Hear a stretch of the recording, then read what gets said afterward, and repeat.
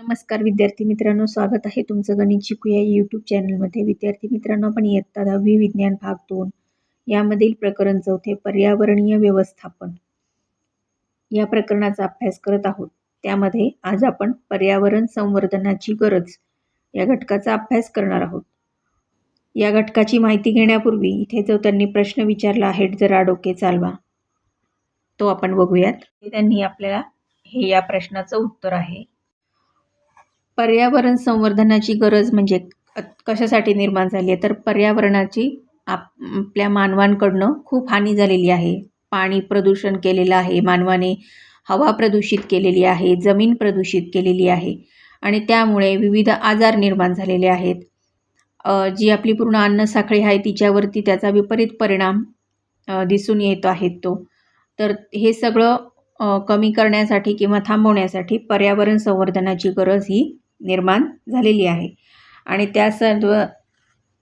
त्या संबंधीचे जे कायदे आहेत ते सर्वसामान्य नागरिकांना आपल्याला माहीत नसतात आणि पर्यावरण संवर्धनामध्ये नागरिकांचा म्हणजेच लोकांचा खूप मोठ्या प्रमाणावर सहभाग हा आवश्यक असतो.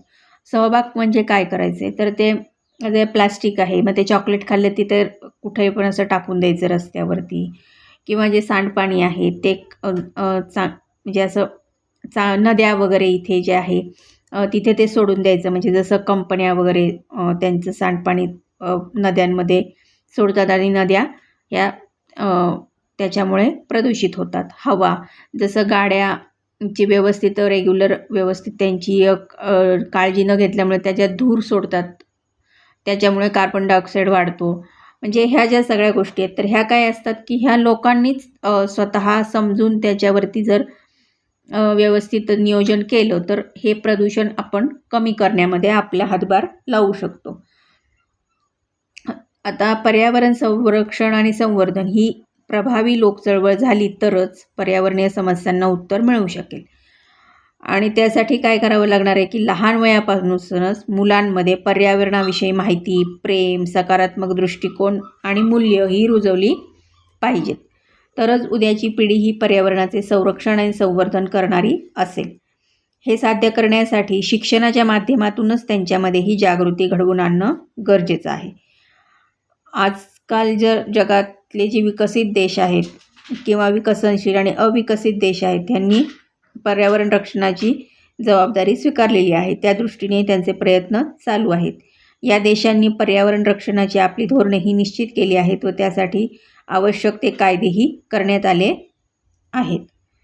आता इतिहासात डोकावताना 1972मध्ये संयुक्त राष्ट्र संघटनेने म्हणजे युनोने स्टॉकहोममध्ये भरवलेल्या मानवीय पर्यावरणावरील परिषदेमध्ये पहिल्यांदाच पर्यावरणविषयक समस्यांवर चर्चा झाली आणि त्यातूनच युनायटेड नेशन्स एन्व्हायरमेंट प्रोग्राम म्हणजे UNEP ची स्थापना करण्यात आली.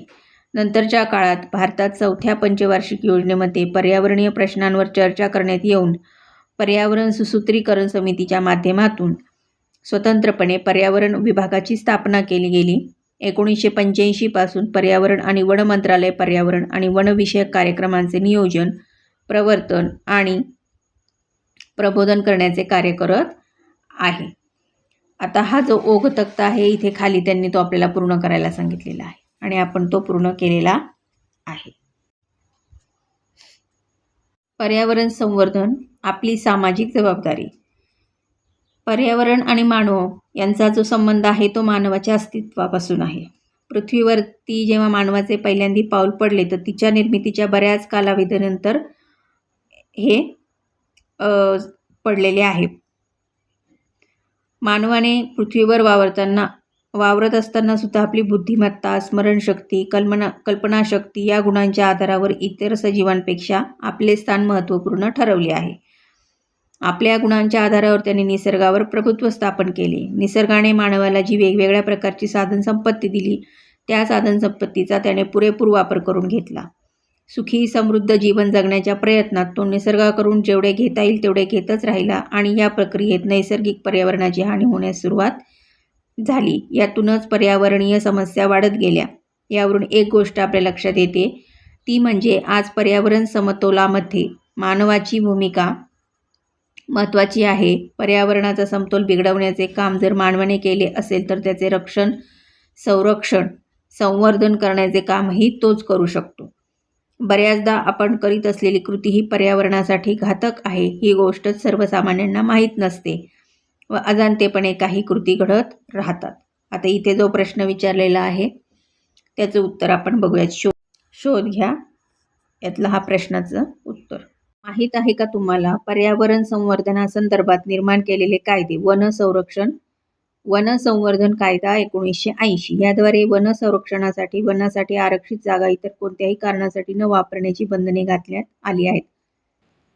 उदाहरणार्थ, केंद्र सरकारच्या परवानगीने खाणकाम करणे बंधनकारक आहे. या कायद्याचा भंग करणाऱ्यास गुन्हेगार ठरवून त्या व्यक्तीस 15 दिवसांच्या कारावासाची शिक्षा ठोठावण्याची तरतूद करण्यात आली आहे. पर्यावरण संरक्षण कायदा 1986 प्रदूषणावर नियंत्रण आणणे, पर्यावरणास हानी पोहोचवणाऱ्या व्यक्ती अथवा संस्थांवर कारवाई करणे या उद्देशाने हा कायदा तयार केला आहे. या कायद्यानुसार कोणत्याही उद्योगास, कारखान्यास अथवा व्यक्तीस निर्धारित मापदंडापेक्षा अधिक प्रदूषके वातावरणात सोडण्याचा अधिकार नाही.